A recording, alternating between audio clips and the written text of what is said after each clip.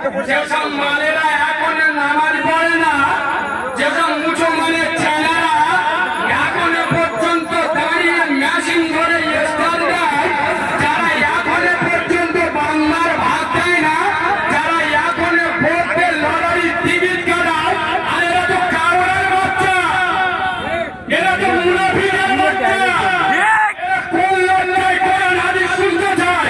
আরে পাগলের বাচ্চা, কোরআন হাদিস বলবো, পাঁচটা মুসলি সামনে 30টা বসিয়ে দাও, 30 জন মডেল বসিয়ে দাও। এই এখানে আসার আগে জমিয়াতুল আমার বাংলার মিটিং ছিল হনুগঞ্জে। আমাদের সকলের সেরা গান, সকলের আদরের বড় ভাইজান মেহরাব সিদ্দিকী হুজুর ছিলেন। আমাদের আজকে জেলা কমিটি ঠিক হলো জমিয়াতুল আমার বাংলা মানে দাদা বাংলা আসা দাদা হুজুরের হাতে তৈরি করা রাজনৈতিক সংগঠন। তো ওখানে হুজুরেরা দামি কথা বলছিলেন, এই শোনেন, সব নামাজি জান্নাতি নয়। আলোকে শোনেন, সব নামাজি জান্নাতি নয়, কিন্তু সব জান্নাতি নামাজি। সব নামাজি জান্নাতি নামাজ পড়ে বড় ভাইয়ের পোয়ায় আচারা বাঁধতে রেখে, ঠিক বলছি না? নামাজ পড়ে মার সাথে কথা বলে না, সাউরি দেয় আম্মাজি আম্মাজি, পুরো খ্রিস্টানদের বাচ্চা না, কথা বলে না। এরা মাল আছে না রে, সুতরাং কোরআন হাদিস শুনলে কাজ হবে কাদের? মুমিন মুসলমানদের, ইমানদারদের, যারা আল্লাহকে ভয় করে, রাসূলকে মহব্বত করে। আমরা তো মুখে বলি আল্লাহর ভয় করি, অরিজিনাল করি। এরা যদি অরিজিনাল আল্লাহর ভয় করতো, বঙ্গলন গুরুবলন গ্রামে চলতো, কথা বলে না? গ্রামে এত জুয়া, এত মস্তানি, এত হারাম খাওয়া গ্রামে চলতো। এরা প্রকৃত আল্লাহকে ভয়। ওয়াজ কোথায় করবো? নানির কবর সংগ্রামপুরে, কাঁদিয়েছি ধোলায়। অ্যাকশন যাবে, অ্যাকশন যাবে। সোনার বাবাজি, এসি লাগাতে হবে সেখানে যেখানে পুরো ঘর চতুর্দিকে ফুটো করা থাকবে না। ফাঁকা জায়গায় এসি দিলে কাজ হবে না। সুদখোর, মদখোর, জেনাখোর, পাত্তা করতে কোরআন হাদিস দিলি এ মালেরা কিছু বুঝবে না। আচ্ছা আপনারা বলুন, আপনাদের কাছ থেকে একটা ফতোয়া নিই। আমি অন্য কারোর কথা, আমার গুরু মুফতি অধ্যাপক শফিউল্লাহ সাহেব, আপনাদের এলাকার সন্তান, চুনপুরি বাড়ি চেনেন তো? এখন মুফতি সাহেব আল্লাহ 100 বছর হায়াত, বলেন আল্লাহুম্মা। এখন মারা গেছে, মুফতি সাহেব মারা গেছে। ভালো করে বুঝুন, কোন মদখোর ওনার জানাজা পড়াতে পারবে? মুসলমানের ছানারা পল্লীদের সেন্টিমেন্টে লাগে। ও মতিলালের লোকেরা, তোমাদের ইমাম যদি গেলাস 2 বিদেশি মাল খায়, ওই ইমামের পিছনে কেউ নামাজ পড়বে? কথা বলুন না। মদখোর ইমাম মসজিদে রাখবে না, সুদখোর ইমাম মসজিদে মেয়ে থেকে যদি চোখ মারে, ওই ইমামের মসজিদে রাখবে না। তাই ইমাম মদখোর চলবে না, ইমাম সুদখোর চলবে না, ইমাম জেনাখোর চলবে না, মুসল্লির মদখোর সুদখোর চলবে।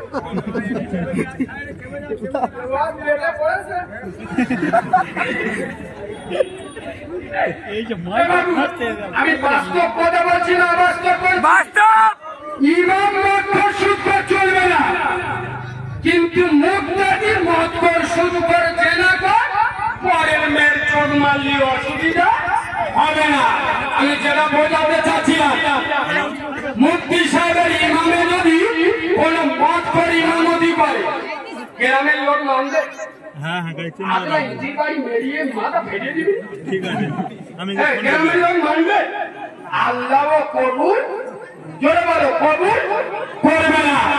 তাহলে একজন আলেম কেন, আমি আলেম তো দূরের কথা, এই মদিনায় সব থেকে খারাপ ব্যক্তি একজন মরে গেল, খুব গুনাহগার লোক। কারো জানাজা পড়াবে আলেমের দিকে, কোন সাধারণ মানুষ তো দূরের, মত তো দূরের কথা, সাধারণ মানুষকে দিয়েও পড়াবে না, সে লোকটা তত খারাপ হয়।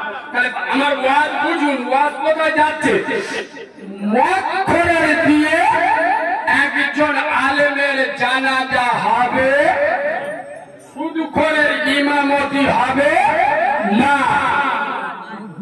মৌলবীর জানাজা যদি একটা ইমাম না মত শুধু করে না পড়াতে পারে, সেই শুধু করে দাড়ি কর, চুল্লু কর, গাঁজা কর, হারাম কর, সুদ কর, চটকাদের টাকা কর, না এটা ভুলে এই আল্লাহ যদি মরে যায়, আর ইমাম কেন, কবরতে ভবিষ্যৎ হুজুর কেন, আরে মাথা মোটা মুচো মানে ছানা ঘোড়ার বছর এইরাম শুরু করে চেনা ঘর বেনামাজি ঘোড়ার দহি মুনাফে যদি মরে যায়, আরে ফুরফুরার পীর কেন, মদিনার সাহাবারা এসে নামাজ পড়ালে, নবী এসে নামাজ পড়ালে, তুই মার 100% জাহান্নামে যাবি লিখে। আমার ওয়াজ বুঝছেন না, আর একটু বুঝিয়ে দেবো, বুঝছেন না, আর একটু বুঝিয়ে দেবো। একজন মত শুনবে, ইমামের যদি ইমামতি করে তার কথা দেবেন না, আর ইমাম মত শুরু করে জানাজা পড়তে হবে। ঠিক বলছি না? যদি ইমাম শুরু করে জানাজা না পড়ায়, ওর ইমামতি থাকবে তো? আগে তো 3000 টাকা লাই, যদি জানাজা না পড়ায় চোখ ধোঁয়া করতো। ওই জন্য ইমামদের 3000 টাকা মাইনে আমরা বাংলায় বিভিন্ন জায়গায় চলি, তো বিভিন্ন জায়গায় নামাজ পড়তে হয়, বিশেষ করে মাগরিবের আর এশার নামাজটা। ও সফল কয়দের মাত্র নামাজ পড়তে বুঝতে পেরেছি, মাইনে 1000 টাকা, 3-4 টাকার বেতনের ইমাম কত সকালবেলা মক্তবে ছেলেদের পড়াবে আর বলে দেবে, এই সব মানি মরে গেলি তোমরা শিখে দে, যে শুনবিকে মরে গেছে বলবি আলহামদুলিল্লাহ। ছাওয়াল্লা জিজ্ঞেস করতে হুজুর কে বুঝতে পারিনি, যেদিন মরে যাবে পোষ আলুয়া ফের 40 আর একবার আলহামদুলিল্লাহ ঠিক আছে। আরে বাবু, ইমামের মাইনে 4000 করলে মরে গেলে আলহামদুলিল্লাহ দোয়া শেখাবে, আর ইমামের মাইনে 15000 করবে, সুন্দর করে বলে দেবে, মরে গেলে পড়বে ইন্না লিল্লাহি ওয়া ইন্না ইলাইহি রাজিউন। শুধু করে দিয়ে আলেমের নামাজ পড়েন না, আলেমের জানাজার ইমামতি করতে দেন না, আর সেই সুদখোর মরে গেলে, জেনাখোর মরে গেলে, হারামখোর মরে গেলে ইমামকে বাধ্য হয়ে নামাজ পড়াতে হয় না, হয় না? ও নামাজ যদি ইমাম পড়ায়, ও মাল জান্নাতে যাবে। কথা বলেন আমাদের যুবক ছেলেরা, এ বাবু একটা কথা বলি, এই আমি যে বললাম না মদিনাতে হুজুর আনলেও হবেনি, আপনারা বুঝতে পারেননি আমি ভিতরে কত গভীর কথা বলেছি। কসম খোদা, আব্দুল্লাহর বেটা, নূরে মোহাম্মদ, আমিনার লাল, রাসূলের খোদা, মুস্তাফা জানে রহমত, আব্দুল্লাহর বেটা, বিশ্ব নবী রাসূলুল্লাহ, মদিনার মসজিদ নববীতে আব্দুল্লাহর বেটা নূরে মোহাম্মদ, তিনি মদিনার নয়, দুনিয়ার শ্রেষ্ঠ মুনাফিকদের সর্দার আব্দুল্লাহ বিন উবাই, মুনাফিকদের সর্দার। কত বড় মুনাফিক ছিল হাদিসটা শুনে। ওনার ছেলের নাম হলো আব্দুল্লাহ। তো রাসূলুল্লাহ একদিন পানি হযরত আব্দুল্লাহ এসে বলছে, হুজুর কিছুটা পানি আমাকে দেন না হুজুর। তো রাসূলুল্লাহ গ্লাসের কিছুটা খেলে আর কিছুটা নিয়ে রাসূলুল্লাহ আব্দুল্লাহর হাতে দিলে। হযরত আব্দুল্লাহ উনি ছিলেন পাক্কা মুসলমান, ওনার আব্বা বিখ্যাত মুনাফিক, মুনাফিকদের সর্দার। তো রাসূল বলছে বাবা পানিটা নিয়ে কি করবে? তো হযরত আব্দুল্লাহ বলছে হুজুর আপনি তো জানেন আমার বাপ মুনাফিকদের সর্দার, আপনি বিশ্ব নবী, একবার সুবহানাল্লাহ বলুন। সুবহানাল্লাহ, একটু মিষ্টি করে সুবহানাল্লাহ বলুন। সুবহানাল্লাহ। আপনি হ্যাঁ বললে হালাল, আপনি না বললে হারাম, আপনি আঙ্গুল ইশারা করলে আসমানের চাঁদ টুকরো হয়ে যায়। সুবহানাল্লাহ বলবেন না? সুবহানাল্লাহ। পা বাড়ালে খোদার আরশ আজিমে পৌঁছে যায়। হলো আপনার মুখের থুতু মুবারক পবিত্র। সুবহানাল্লাহ বলুন। সুবহানাল্লাহ। এই শুনে আমি আমার বক্তব্য কিছু জায়গায় নেটে দেখবেন আমি বলি রাসূলুল্লাহর পেচ্ছাপ পাক, পায়খানা পাক, রক্ত পাক, ঘাম পাক। ঈদের মাঝখানে পরে হাওড়া জেলার সোসাইটি বলে জায়গা আছে, আমি তো জানি না ভাই, রাজারহাটে জলসা সেরে গেছি, নেট চলছে এতগুলো নেট। আমার আগে একটা বক্তা ছিল দাদা পীরের চরম শত্রু, মানে দাদা পীর সম্পর্কে এমন কুমন্তব্য করেছে বাংলার কোন দেওবন্দি আলেম, দেওবন্দি বড় বড় আলেম, আমার সংগ্রামপুর মগরাহাটে তো দেওবন্দি আলেমদের হাত, দেওবন্দি আলেমরা কোনদিন আমার দাদা পীর সম্পর্কে এত বাজে মন্তব্য করেনি, সেই বক্তারা করেছিল। আমি নাম বলছি না, আমার স্বভাব আমি কারোর সমালোচনা করি না আর কারোর বিরুদ্ধে ওয়াদ আমি করি না, জাস্ট বোঝানোর জন্য বলছি। আমি সরল ভাবে ওয়াদ করতে গেছি, আমি তো জানি না আমি বললি কি ঘটনা ঘটবে, কোন মাল কি চক্রান্ত করছে। ওই জন্য আমি এখন 2024 থেকে 25-26 যা দাউদ হচ্ছে মাল সব আগে লেনদেন, বুঝতে পারছেন? কারণ লাভলি ক্যাশিয়ারের খুঁজে পায় না। তোমার কে অত বলতে বলেছে? আমি যখন সত্য কথাটা বলে দিই আপনারা বলবেন এই যে জলসা মিলাদ গুলো হয়, সত্য কথা বলে জলসা মিলাদে চাঁদা দেয় বেশি কারা? নামাজিরা না বেনামাজি? সত্যি কথা বলতে ভয় লাগছে। কারা বেশি চাঁদা দেয়? বেনামাজি। জলসা চাঁদা দেয় বেশি কারা? যারা বঙ্গলন গুরুগুলন করে। এখন এদের বিরুদ্ধে যদি আমি খেতে যাই পরের বছর জলসা আর হবে? লাভলি ক্যাশিয়ারে খুঁজে পাবো? তোমার অত কে কাছাবি বলেছে লাভলি তো 15,000 দিতে হবে, আর মালগুলো যে আমাদের কাছে টাকা ফেরত চাইছে করতে দেবো লাভ মাল। ওই জন্য এখন যা রিস্ক নিচ্ছি না, আমার গায়ে আর একটা তো স্থান জুড়ে দিয়েছে যুবকরা, আমি বিশেষ কোন ভাইজানের লোক, বুঝতে পারছেন? ওই জন্য বিভিন্ন জায়গায় গন্ডগোল হচ্ছে। তাতে ভালো এখন আমার মুফতি সাহেব বলেরা বেঁচে গেছে, আগে মাল মেরে নিচ্ছি। শোনে যাদের ভালো লাগবে না, আমার কথা সহ্য হবে না, আমাকে দাওয়াত করবেন না।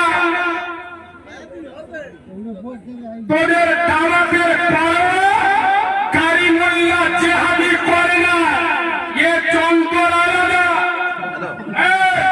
আমি বিশ্বাস করি রুজির ফাইসালা আসমানে হয়, জমিনে হয় না। আর রুজির ফাইসালা আসমানে হয়, জমিনে নয়। আরে কোন বিশ্বাস পেয়ে যাবে দালালি করি না, কারোর খুশি করার জন্য কথা বলি না। আরাম করতে চান আমি বলা যাবে না, কথা বলে না। যারা লোনের টাকা খায় এরা আরাম খায়, এরা বলতে পারবো না। তাহলে নিশ্চয় এই ফোনের বাচ্চা তোদের যে হুজুর চুমো খেয়ে ওয়াজ করে তার নাম জলসা কর। আমি এই বলবো যারা পক্ষে বন্ধ লোন টাকা দেবো এরা হিন্দু ঠিক আমার নিবে আমার দাওয়াত করিবে কিন্তু দাওয়াত করে যদি বেঈমানি করিস খোদা তোকে বিচার করবে এক কথা বলছেন আমি তো অপরিচিত লোক না তাই আমি কিরম আলোচনা করি নেটে আসে না তোরা পছন্দ করে দাওয়াত করছিস গেলি কিছু কাউরা আছে কানে কানে হুজুর এটা বলে তোরা বলে দিবি আমরা বলবো তুই এখানে এসে কথা বুঝছেন না বলে আমরা কোরআনের হক কথা বলবো যারা জনগণের হক মেরে খায় যারা ইয়েতিম অনাথের মাল কেড়ে খায় এরা মুসলমানের ছানা নয় এরা মুনাফিকের ছানা যারা গরিবের উপরে অত্যাচার করে যারা গরিবের উপরে জুলুম করে আমি যে কথা বলতে গিয়ে বেলাই নিয়ে গেলাম সারা জীবন মুখ করে ও লোকটা উঠে যাচ্ছে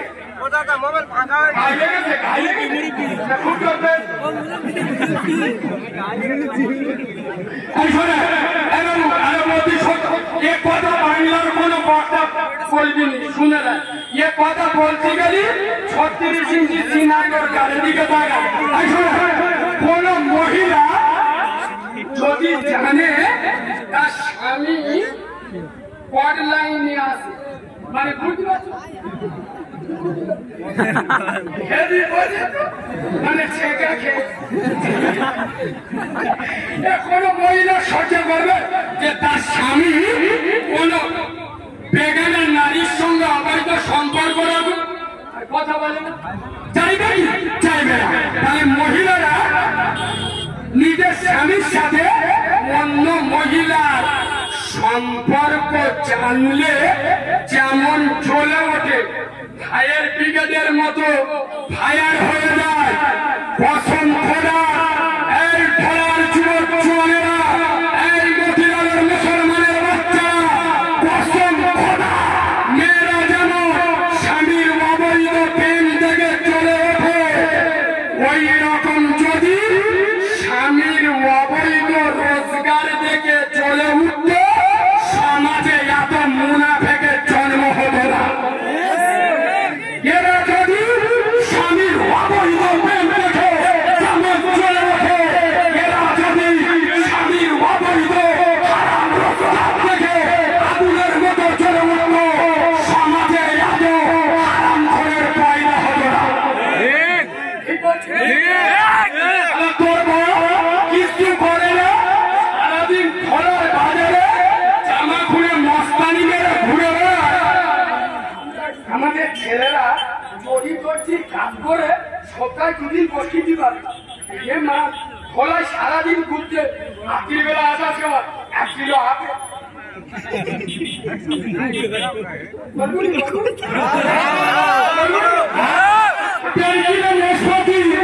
তোমাদের এখন করুগঞ্জ বসে আমি সংগ্রামপুর মন্দিরে সম্ভব শুনে প্রতিদিন 1 কিলোকে নিয়ে আসছে আইফোন কোনদিন জিজ্ঞেস করলে না স্বামী তুমি তো কিছু করো না তুমি 80,000 টাকার আইফোন কোথায় পেলে সারাদিন খোলার বাজারে মস্তানি দেয় আসার সময় গরুর গোশ কিনে আনো কসম খোদা হিসাব করে দেখো জব কার্ডের টাকা ইয়েতিমের হক মারা টাকা রাস্তার টাকা কসম খোদা তুই যদি তার যুগের নামাজ পড়িস রাষ্ট্র চ্যাটার্জির জন্ম হবে আসাদুদ্দিন ওইসির জন্ম হবে না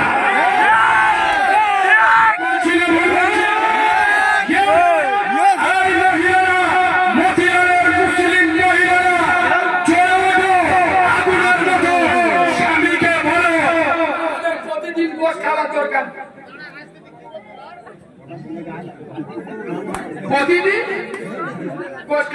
আরে মা ফাতেমা না খেয়ে দিনকে দিয়েছে না কাটেনি হালাল রোজগার করে কসম খোদা আমরা ডাল ভাত খাবো তার ভিতরে বরকত হয় না এবার এসেছেন, আমি আপনাদের পাঁচ জুতো মাথায় রাখি, আমি বড়দের সম্মান করি।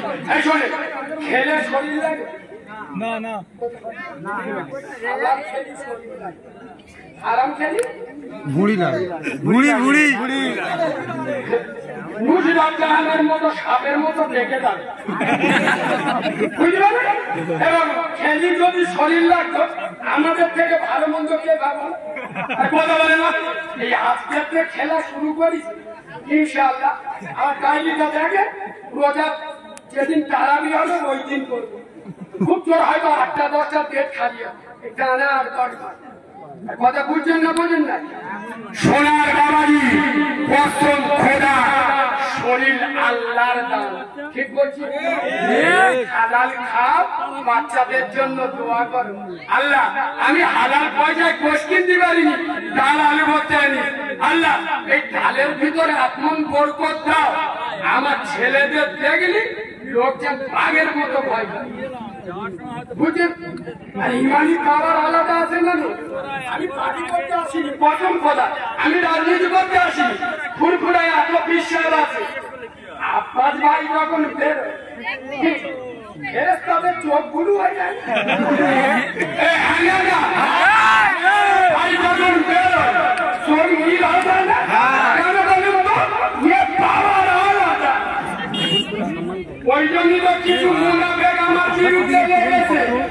আমি কত বছর আগে জলসা করেছিলাম উত্তর 24 পরগনা বাদুড়িয়া হায়দারপুর বলে জায়গা। আমি ঘটনাক্রমে বলেছিলাম, নবী বলেছেন আনা খাতামান নবী লা নবিয়্যা বাদি ওয়ালা রাসূলা, আমার পরে নবী আসবে না, রাসূল আসবে না। কিন্তু কসম খোদা, নবী কোনদিন বলেননি যে ওমর আর পৃথিবীতে আসবেন না। যুগে যুগে মুনাফিকদের বিরুদ্ধে, অত্যাচারের বিরুদ্ধে, জালিমের বিরুদ্ধে আল্লাহ ওমর পাঠাবে। সেই রকম ভারতবর্ষের দ্বিতীয় ওমরের নাম আসাদুদ্দিন ওয়াইসি, বাংলার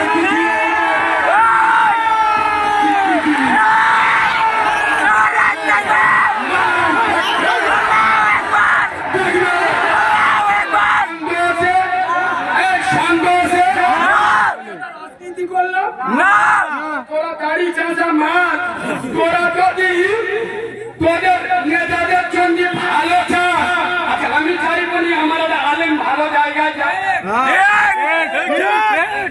10 বার ফোন করি বেরোবেন হাতে চুরি করে ঘরে বলবো না, ছেড়ে দেবো। সবাই কি বলছে? রাসূলুল্লাহ পানি কিছুটা পান করলে আর কিছুটা ছেড়ে দিলে। এদিকে দেখেন, রাসূল বলছেন বাবা তুমি পানিটা নিয়ে কি করবে? আপনি তো আমার আব্বাকে চেনেন, আমার আব্বা উনাইকে চেনেন। যদি আপনার পবিত্র হেতুটা খেয়ে ইমানটা ঠিক গায়ে কাঁদা দিয়ে উঠে শোনেন, পানিটা নিয়ে হযরত আব্দুল্লাহ বাপের কাছে নিয়ে, বাপের নাম কি? উবাই। কি না? এ হলো মুনাফিকদের সর্দার। ভালো করে শুনেন, কি বলছে আব্বাই পানিটা পান কর। বলছে পানিটা কি? বলছে আমার রাসূলুল্লাহর এঁটো হওয়া পানি খাও, যদি ঈমান ফেরে আসে। উবাই বলছে যে কারোর পেচ্ছাপ নিয়ে এসো আমি খাবো। নাউযুবিল্লাহ বলো, নাউযুবিল্লাহ। মুহাম্মাদের পান করা পানি আমি খাবো, আস্তাগফিরুল্লাহ। আরে যে নবী পেছাব করে দিলে হযরত উম্মে আইমান খেয়ে নিল, রাসূল বলছে জাহান্নামের আগুন তো দূরের কথা, জাহান্নামের ধোঁয়া তোমার স্পর্শ করবে না। সেই আমেনার লাল রব্বে মেহবুব, রব্বে কাবার মালিক মুস্তাফা জানে রহমত করেছে। কাকে বলছে লোকের পেছাব খাবো, কমিয়ের পানি খাবো না। হযরত আব্দুল্লাহ এসে বললে ইয়া রাসূলুল্লাহ আপনি একবার বলুন আমার জন্ম দেওয়া পাপ হতে পারে। ইয়া রাসূলুল্লাহ আমি মুসা নবীর উম্মত নয়, আমি মুনাফিক নয়, হলো আপনি একবার বলেন তোমাদের ঘর থেকে মুন্ডুটা নামিয়ে দেবো। আমার রসুলের শিক্ষা দেন। রসুল বলছে বাবা আচ্ছা আমরা আমি খুশি হতুম না হতুম কথা বলে না। এইখানে যদি কোন লোক আমার বিরুদ্ধে প্রচার করে বা আমার বিরুদ্ধে কোন লোক যদি হেঁকে ওঠে, কিছু ছেলে যদি আমার সাপোর্ট করে, আমার চটের পর চেয়ারে উঠবি কথা বলে না। নবী সাপোর্ট করছে, আপনি বলো আমার বাপের মুন্ডু দুখণ্ড করে দিচ্ছি। শুরু বলছে বাবা আরে আমার নবী তো এদের মতো নেতা নয়, আমার নবী হলো বিশ্ব নেতা। সুবহানাল্লাহ। আমার নবীর আদর্শ আলাদা হবে না হবে না। নবী বলছে আব্দুল্লাহ ঠান্ডা হয়ে যাও, তুমি তোমার জন্ম দেয়া বাপ গিয়ে খেদমত করো। সুবহানাল্লাহ। আমাদের নেতারা একটুখানি বলো, আমাদের নেতারা এসে বলতে দেয় করিবে ওপর মিটিং হচ্ছে বাধা তো ভাই বলি ও ছলে বড্ড বাড়াবাড়ি করছে, পেটো মাছ দিচ্ছি ছেড়ে খাই করতে যা লাগে আমি আস। হ্যাঁ না না এই মুনাফিক শুনে মুসলমানের বাচ্চা কসম খোদা তুমি যখন মরে যাবে মমতা ব্যানার্জি ইন্না লিল্লাহ পড়বে না, বুদ্ধদেব ফাটপাছা মোহাম্মদ শরীফ এসে বিসমিল্লাহি ওয়া ফি সাবিলিল্লাহি আলা মিল্লাতি রাসূলিল্লাহ বলবে না। কসম খোদা আমার নবীর আদর্শকে মেনে নাও। নবী বললেন আব্দুল্লাহ খবরদার তোমার বাপ বিয়াদবি করবে না, বাপের খেদমত করো। আরেকবার সুবহানাল্লাহ বলে।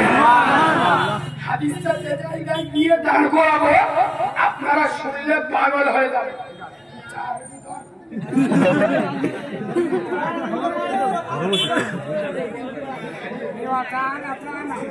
এক মাস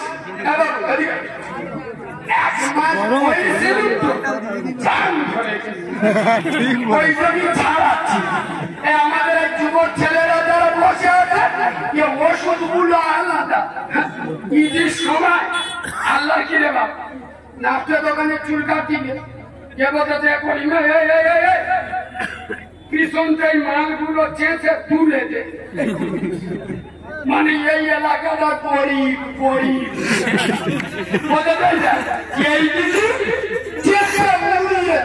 মানে এই এলাকাটা বলতে যে মাঝখানে গোটা গর মোরগের মতো চুল রেখে মোরগের মতো মাঝখানে গোটা গর চুল রেখে সাইকেল ফটফট করে বেরিয়ে যেখানে চারা চারা মেয়ে দেখতে পাচ্ছে চুলটা নিয়ে একবার তো গিরে মত না হিজড়ে রে ঠিক বলছি না ভুল বলছি। আমাদের এই জন ছেলেরা এরা পাশে উঠে ট্রেনে উঠে যদি ফকির ওঠে মনা দূরে বাবা টাকা দেন না ভাই দিবি না ছোটটা যখন ও সোনা ও পাখি এ মাল পকেটে টাকা বের করবে না করবি কথা বলে না খেলাই না পল্লী বিড়াল না বাবাজি শুনে এই আব্দুল্লাহ বিন উবাই এত বড় মুনাফিকদের সর্দার এই আব্দুল্লাহ বিন উবাই মারা গেলে আব্দুল্লাহ এসে বলছে হুজুর নবীকে এসে বলছে আপনি আমার বাবার জানাজা পড়াবেন, হুজুর আপনি আমার আব্বার জানাজা পড়াবেন। নবী বলছে যে আল্লাহর তরফ থেকে আমার নিষেধের কোনো বার্তা আমি পড়াবো। হযরত আব্দুল্লাহ এসে বলছে, হুজুর আপনার গায়ে যে পবিত্র জুব্বা আছে, হুজুর জুব্বাটা আমার বাপকে দেবেন, আপন করব। নবী বললেন নিয়ে যাও। হুজুর আপনি আমার বাপে জানাজার ইমামতি করবেন। হাদিস শুনেন, রাসূলুল্লাহ জানাজায় যাচ্ছে, পৃথিবীর শ্রেষ্ঠ মুনাফিক আব্দুল্লাহ বিন ওমর। রাসূল যখন জানাজায় যাচ্ছে, হযরত ওমর এসে সামনে দাঁড়িয়ে কে কে গুরুত্ব দিয়েছে। হযরত ওমর এসে বলছে, হুজুর গাড়িটা ছেড়ে দাও, গাড়িটা ছেড়ে দাও।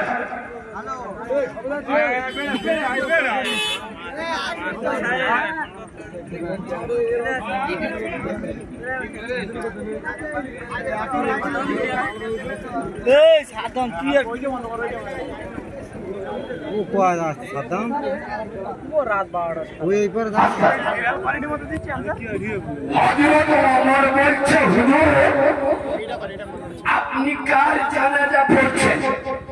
আপনি একে চেনেন? নবী বলছে, বাবা হ্যাঁ আমি অবশ্যই জানি।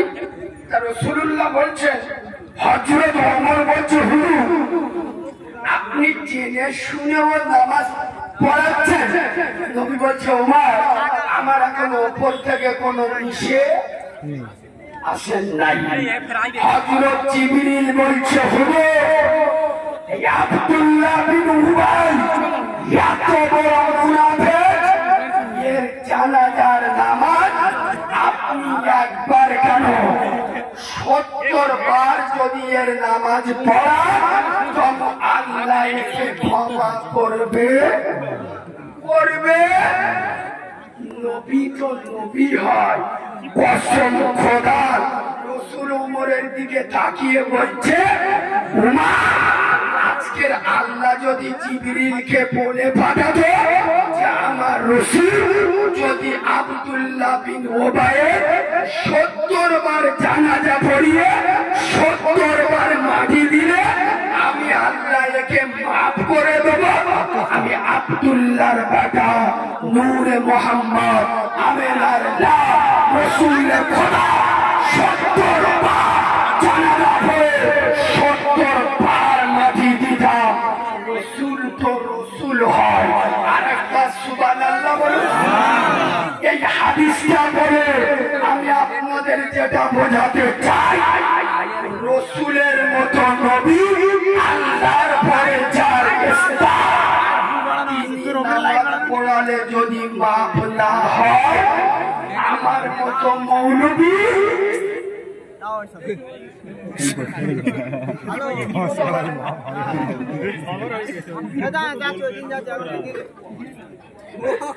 ইমামরা সাহস করে বলতে পারে না। কেন বলুন তো? ওরা তো জানে। এই দেখে আমি একটা কথা, এই রোজার